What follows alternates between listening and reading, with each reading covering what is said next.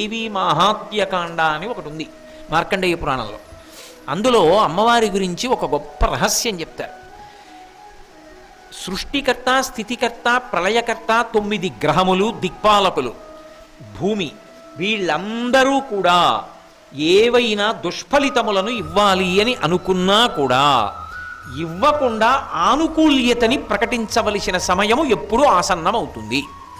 9 గ్రహాలు ఉన్నాయనుకోండి, అందులో ఏదో ఒక గ్రహం చాలా ఉగ్రంగా ఉంది, అది దుష్ఫలితాలు ఇవ్వాలనుకుంటోంది. కానీ ఆ గ్రహం అలా ఇవ్వకుండా ఎప్పుడు ఆగిపోవాలి. లేకపోతే దేవతలే ఇవ్వాలనుకుంటున్నారు, దేవతలు కూడా ఇవ్వకుండా ఎప్పుడు ఆగిపోవలసి ఉంటుంది. అంటే జగదంబని ఎవరైనా రోజు మొత్తం మీద ఒక్కసారి ధ్యానం చేస్తే, ఒక్కసారి అమ్మవారిని మనసులో భావన చేస్తే, అలా భావన చేసిన వాడు ఎవరుంటాడో వాడి జోలికి వీళ్ళు వెళ్ళకూడదు అని నియమం.